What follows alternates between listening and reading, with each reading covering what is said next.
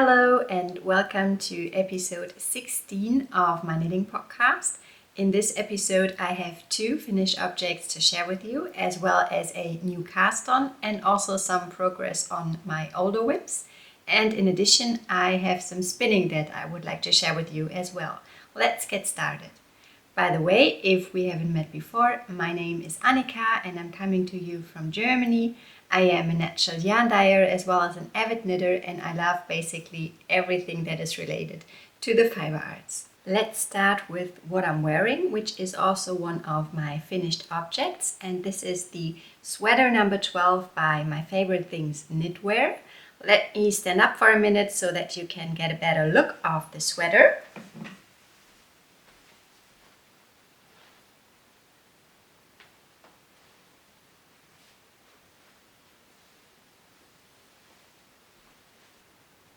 So like I mentioned, this is the sweater number 12, and this is the second pattern of My Favorite Things Knitwear that I've made, and I can highly recommend it in case you are consider knitting it as well.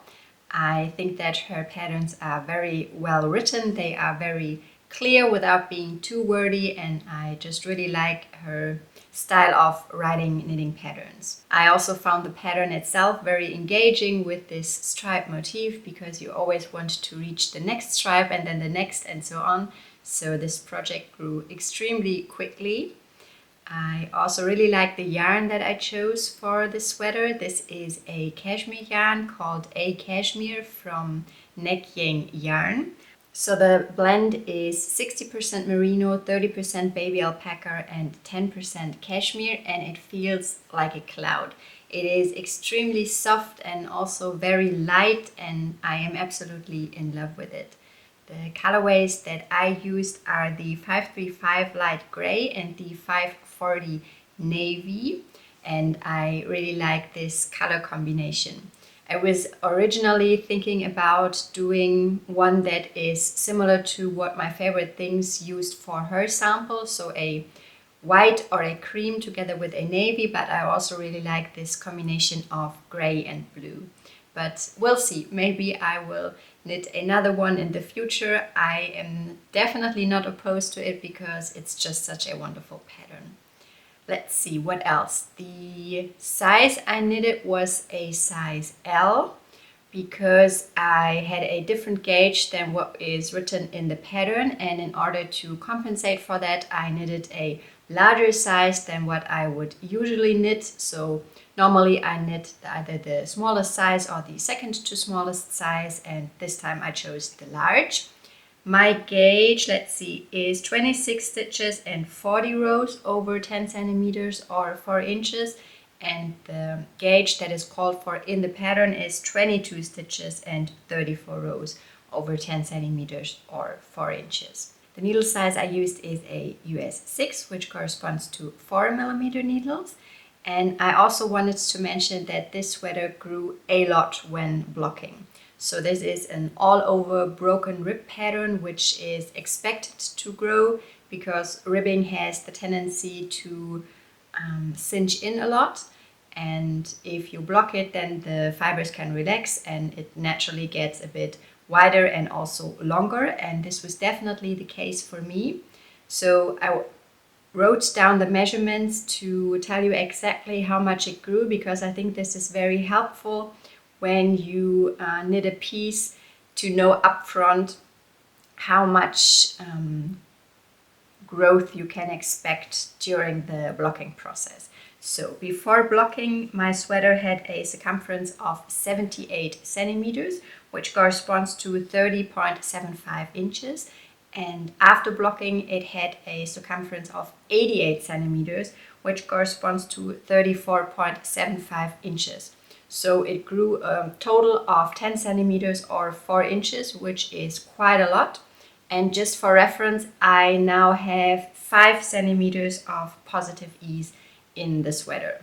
And it also grew a lot lengthwise. I am not sure how much, but I do know that the sleeves grew a lot more than the body. But I have wrote it all down on my Ravelry project page, which I am going to link for you in the description box in case you're interested.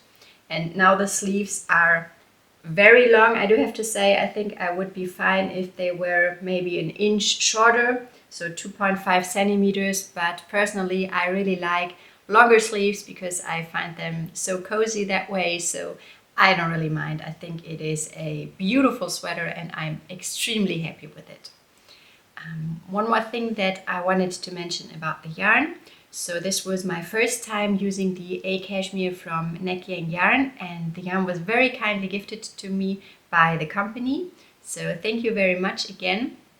And in case you have not used the yarns before and would like to try them out, I do have a 10% off coupon code for you. So if you put in the coupon code Rosemary and Pines, all caps, you get 10% off in their online store, and they do ship within Europe. So thank you again, Neckyang Yarn, not only for gifting me this beautiful yarn, but also for setting up this coupon code. One more thing that I wanted to mention about the yarn. This is a single ply yarn and it does contain cashmere.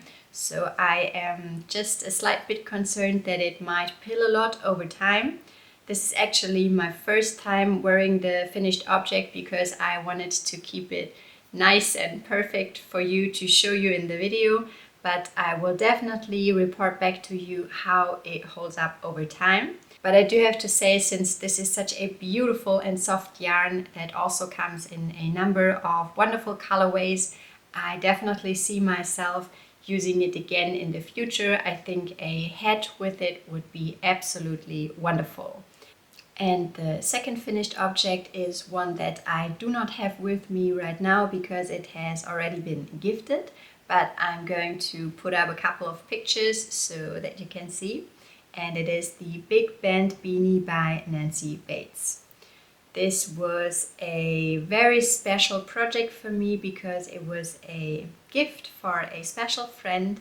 If you have been watching my videos for a couple of months, you might be aware that we traveled to the US in October of last year to visit some friends who are currently living in Houston, Texas.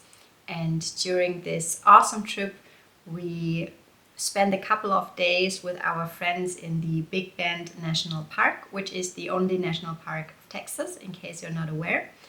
And this was a absolutely wonderful time. We enjoyed it very much. It is an extremely special place on earth, and we just have very fond memories of this trip. So when my friend actually made me aware that there is a whole book called Knitting the National Parks by Nancy Bates, and there was a beanie pattern in it for Big Bend, I immediately knew that I had to make this beanie for her in memory of this wonderful vacation we had together, and so I did. So the book actually contains 63 different beanie patterns for the different national parks in the US, which I think is just a wonderful idea if you maybe not only like to knit but also like to hike and spend time in nature and have visited some of the national parks. I think this is a wonderful way to preserve your memories in the form of a knitted object. But you also can get the patterns individually, so I did not purchase the book, but I got the Big Bend Beanie pattern as an individual pattern, and I think this is wonderful that you do have this option as well. So this is a colorwork project, but I think it would be completely doable even for a beginner knitter because the colorwork is very simple. You need 4 different colorways. You start with the brim, and this is supposed to mimic the color of the ground or the desert. Then you have a section alternating between the brim color and this blue or purple color.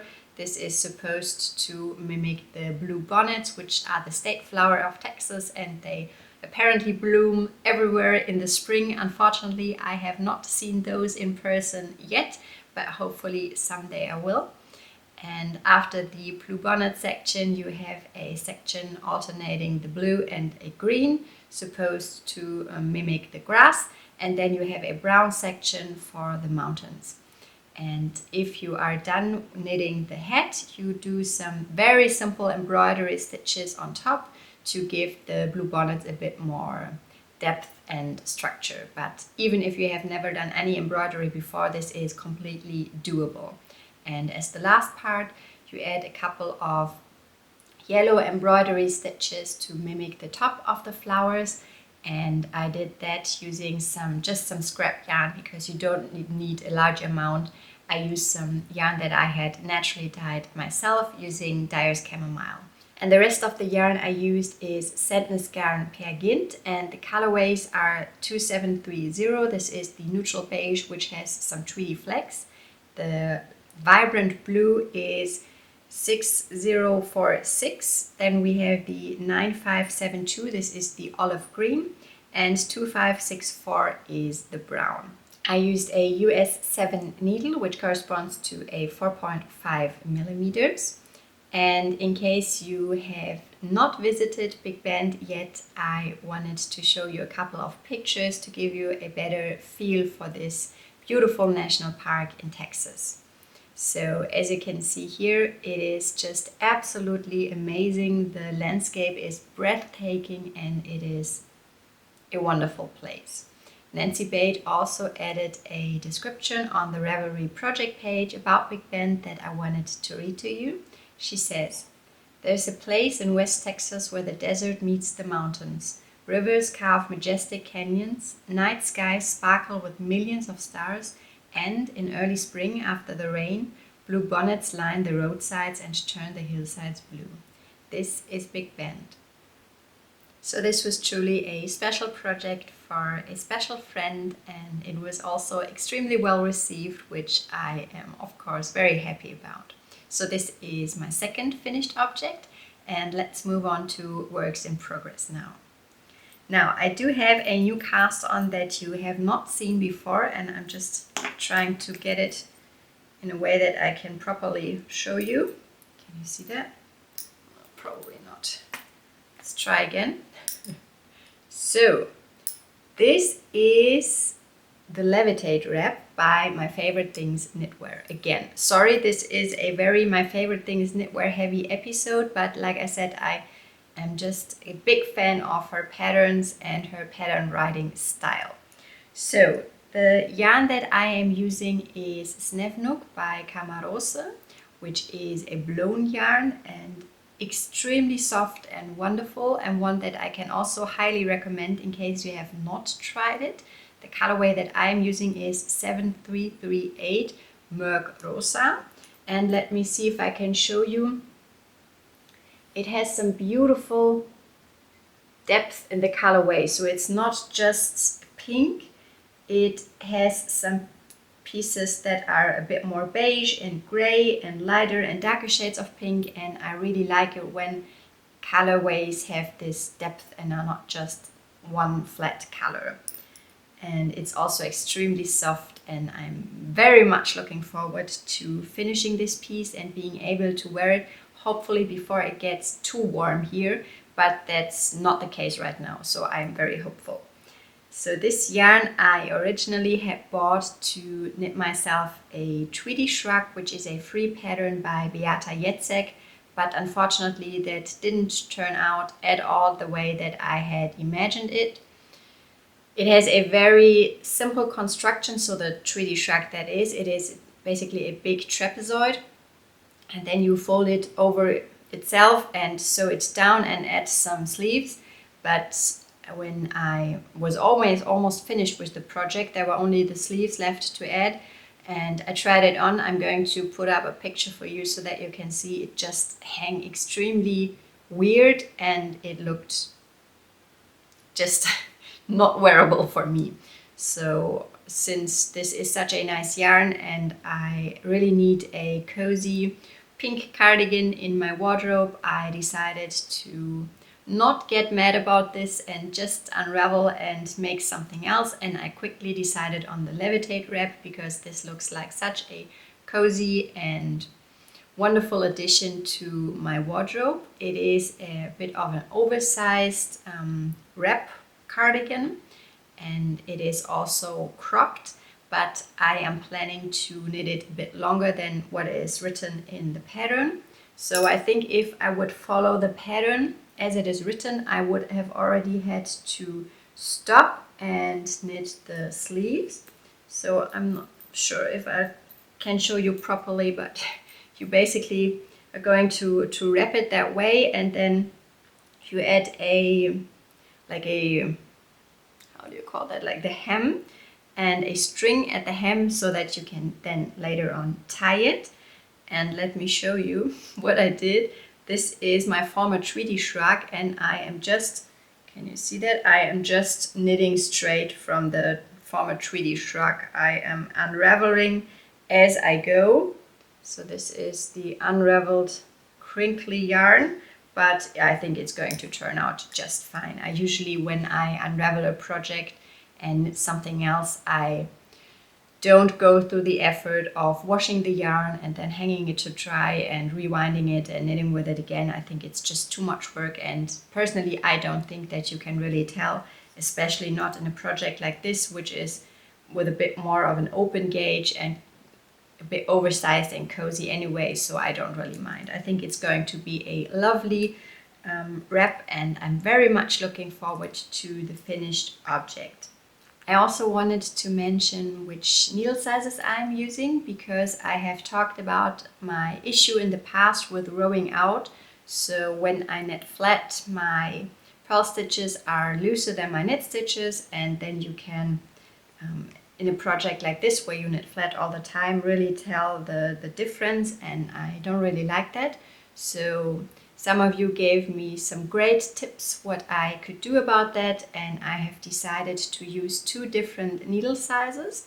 So when I knit the right side, so when I knit the stitches, I use a US 8, which corresponds to 5 millimeters, and when I knit the wrong side, so when I purl the stitches, I use a US 7, which corresponds to a 4.5 millimeter needle. And that works out really great so far. I think it looks quite even, and I'm very happy with this result. I'm interested to see how it's going to look when I attach the sleeves, because the sleeves are then knitted in the round, so you knit all the time. And I hope that you can't really tell a difference then compared to the body. We'll see. And I also wanted to mention that I am knitting the smallest size, and my yarn is also a bit thinner than what is written in the pattern.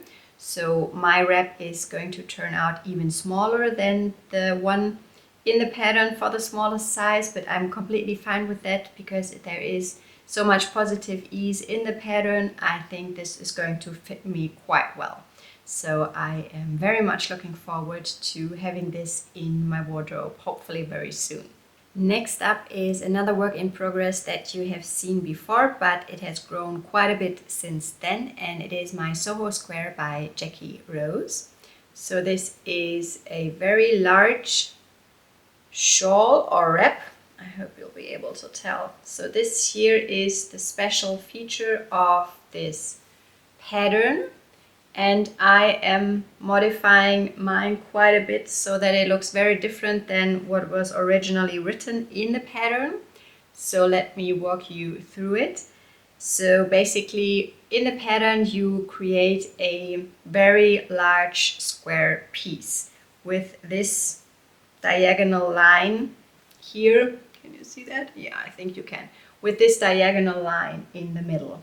And this is done by a clever short row construction, so you knit German short rows all the time, and I think it is a very great idea. But I wanted to make the largest size, and for the largest size the pattern calls for 2 skeins, 2 100-gram skeins of the main color, and my main colors are this gray and this grayish green. And I only had one of each, so I had 1 100-gram skein of each of my 4 colors, and I knew I had to make some modifications because I did not want to knit the medium size because I thought it would be too small for my liking. When I make a shawl or a wrap, I really like them to be quite large so that I can cozy up in them. So I decided not to make a square piece but a rectangular one, as you can see here. So this is a rectangle, and when I was almost out of the gray yarn I just stopped and started working my way down here. And yes, I am not really sure what to think about this project. So let me show you what I was thinking about doing. I am currently still working my way down the short rows here. I'm almost done, and then I could bind off, but this would not, let me see if I can show you, this would be a bit too short for my liking. So then I thought I could just continue knitting with the second main color and maybe even adding 2 more of those stripes in the contrast colors, so this aubergine one and this warm pink one. But I am really not sure. I don't know why, but I do not enjoy working on this project at the moment. I am not sure if it is the color combination that is bothering me a bit. I do really like this pink one, but I'm not sure if it suits my coloring or if it's just a bit too warm for me, or maybe it is the overall style of the wrap. I think it looks amazing on Jackie when she puts it on herself. She has at least one whole video all about this SoHo Square on her YouTube channel, which I'm going to link for you.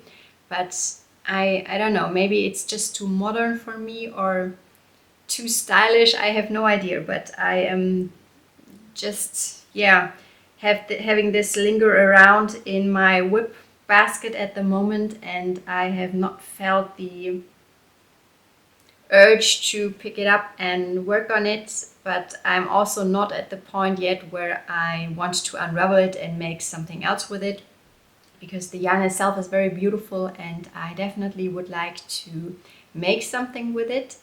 I also really like the SoHo Square pattern, don't get me wrong. I think it's just a personal issue that it's just maybe not really my style. I'm not sure what it is, but I'll definitely keep you updated with this project. And I also wanted to mention, let me see, the needle size I am using. Where is it? It's a US 4, and that corresponds to a 3.5mm needle. Next up, I quickly wanted to show you one of my long-term whips, and I do have 2 of those. I have 2 crochet blankets that I add to over time and that I work on whenever I feel the inspiration to do so, or whenever I do have some additional scrap yarn to use. So this is my very first crochet blanket of all time, or crochet project in general. And this is the, how is it called? Granny Stripes by Lucy of Attic 24. This is a free pattern that is on her blog, which I'm going to link for you in the description box. And I started this one in 2018, so quite a long-term whip. And what I do here is that whenever I do have some either scrap yarn or maybe a gauge swatch that I don't need any longer, I unravel it and then I add 1 more stripe to the blanket. So this is pretty much a representation of all of the knitting projects that I've done in the last couple of years. And the stripes that I have added are the stripes here. So this is from a sweater, a hat, a cumulus tee, a spinning project that I did and made a pair of socks out of for my daughter. And the stripe here up top is one from the SoHo Square, so the pink colorway that I was just talking about. And yeah, this is a very enjoyable project to pick up from time to time. Let me see if I'll be able to show you how big it is. So this is it. It already has a okay size to just lay on top of me when I'm sitting on the couch, but ideally I would like to maybe have it double the width of the width that it is now. So we'll see whenever I finish that, but I think this is a great way of using up leftovers and also my gauge swatches. I also have 2 whips that I have not worked on since the last episode, so I'm not going to show them, but I wanted to mention them anyway. I still do have my Eggshell by Catherine Clark, but I haven't made any progress on it like I mentioned, and I also have my vintage knit dress called Open Stripes that I am knitting with Knitted in yarn. So those are still lingering, but I do have some plans to get back to them hopefully very soon. Let's move on to the next category, and I wanted to talk about some spinning with you today. So last year for my birthday, which is in May, I got a spinning wheel, and this has been a dream for a long time, and I was very happy to teach myself how to spin. But I still consider myself a rather new spinner, and I have not spun for a couple of months. There are just too many different fiber arts to choose from, and sometimes I focus more on the one and then focus more on the other in a different time of my life. So with that being said, I just got back into spinning and it feels so nice. It is so meditative, and I absolutely love to spin and to create a yarn and then being able to knit with it later on. That's just something very special. And I wanted to show you what I recently spun. Let's see, how should we do that? Maybe like this, can you see? So those are 4 different mini skeins, and those are from a set which is called a, did you just hear the puppy? She's right next to me here. I hope she's going to lay down. Super. Okay, back to the spinning. I got a, I think it's called a fiber starter kit for beginners or something like that, where you can try out, I think it's 8 different fibers from different sheep breed, and you get 50 grams of each fiber, and then you can spin it up and see which breeds you like to spin and how they feel. And I think this is just a great way, especially for a beginner, to try out different fibers. And what I did here is that I have spun some, this is Cheviot, the white one. Then I have Chubut, which is the brown one. I absolutely love this one. It's very soft. I also have this is a mix of different Italian sheep breeds that was quite rustic, I do have to say. And I also did a 2-ply with the 1 strand of the Italian wool and 1 strand of the Chubut. And all of these are 2-plies, and yeah, that was a very enjoyable project that I did over the weekend. And I had also ordered some more spinning fiber because, like I said, I really would like to get more into it now again. And I'm going to put up a picture for you so that you can see. I ordered the fiber from an Etsy shop called Bridget's Welt, and Welt simply means world in German. So Bridget's World, and I ordered this beautiful Corriedale roving. Let me see, can you tell? And I have also spun this up already. This is 100 grams, and this is just the singles at the moment. I am going to do a chain ply. So this basically means that you get a 3-ply yarn in the end, and I am hoping to be able to knit myself some socks with it.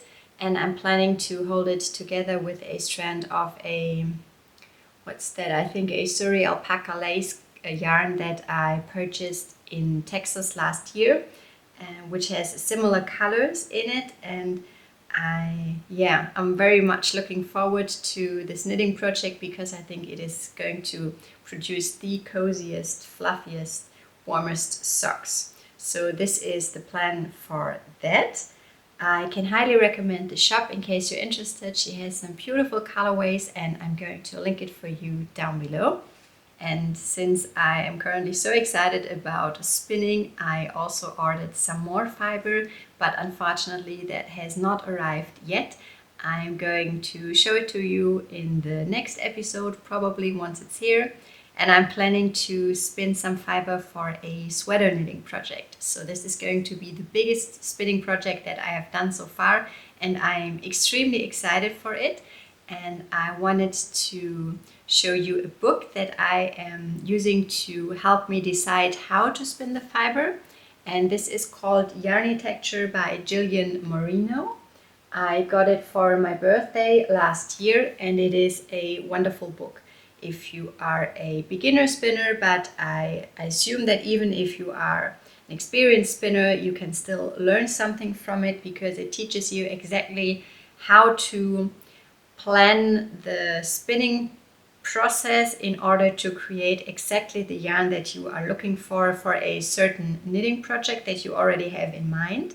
And there is also a lot of explanation about those beautiful variegated rovings that you often get from indie dyers that always look so pretty, but if you are like me, chances are you have bought a couple of those rovings and spun them up, and then you don't really know what to do with them. And she really explains the different ways you can spin them up and what kind of yarns you are going to get depending on the technique you use. So I wanted to show you this page as an example. So here you can see, I hope it's not blowing out too much. Let's see. Okay, I think this is going to work. You can see if you spin a variegated roving different ways that you get very different yarns, and she also includes the swatches, which I found extremely helpful, and I'm going to heavily rely on this project for my sweater spinning project that is hopefully coming up very soon. I have also been doing some natural dyeing lately, and I am so happy that I finally got back into it. If you don't know, I am a natural yarn dyer, and I also sell my naturally dyed yarns on Etsy. But to be honest, since I have started this YouTube channel, this was taking up so much of my time that I hardly was able to dye any new colorways. But I'm finally back into it, and I'm very happy about that. So the first yarns that I wanted to show you, I just took them off the drying racks so they are not skeined up nicely or anything, but I wanted to show you because I am doing a bit of an experiment and seeing how natural dye or dye plants hold up over time and how their dye potential changes with time.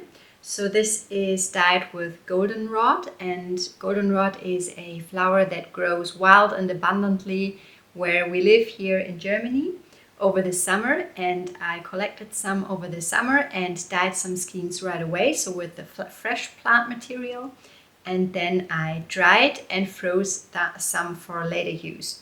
So I did one dyeing session with the fresh material, then one after I think a couple of weeks, and now the third dyeing process months later to see how the colorways change over time. And I hope you'll be able to tell that these two skeins are different in color. So this one here is a lot more of a warm toned yellow, and this here is a lot cooler toned. And interestingly enough, the cooler toned one is the one from the goldenrod that was in the freezer, and the warm toned yellow is the one that was just drying at room temperature. In case this is something that is interesting to you, I am planning to write it up into a blog post, which I'm going to post the link in the description box once it's ready. And yeah, I hope that this is something that I can incorporate more into my videos in the future. So let me know if you are interested in natural dyeing topics as well. And I also experimented with a new natural dyeing technique, and this is the result. I hope you'll be able to tell and that it is not being blown out too much. It is a very beautiful watercolory effect, and I even dyed my first roving of all time. And this is how it looks. I am so in love with it and so happy that it worked out, and I cannot wait to spin it up and see how it is going to look in the form of a yarn. So in case you don't know, I really like to experiment with different natural yarn dyeing techniques. Natural dyes are very different compared to synthetic acid dyes, especially when you want to create certain effects like speckles or variegated yarns. And while there is a lot of information out there on how to dye yarn with synthetic dyes, the information is rather sparse when it comes to natural dyes, especially if you want to create certain effects. So that's why I have written an ebook that teaches you how to create certain effects like speckles or a variegated yarn, solids, tonals, and this has been a passion project of mine for several years now, and since I am coming up with new techniques all the time, I am currently working on creating a online course basically with video tutorials teaching you exactly in detail how to create these different effects on yarns using natural dyes. I've recently developed several new techniques from striped yarns to gradients and more that I would love to show you how to do as well, so that you are also able to naturally dye yarns at your home and create exactly the yarns that you are looking for. If this is something that interests you, I have just opened up a waitlist for this course, and if you sign up, you will be the first to know when the course is going to be available, and you will also be able to get the special introductory price if this is something that interests you. I'm going to put the link in the description box as well. And yeah, this is all that I have been knitting, spinning, dyeing for the past couple of weeks. Let me know what you are currently making. I would love to know. And yeah, talk to you soon and see you next time. Bye guys!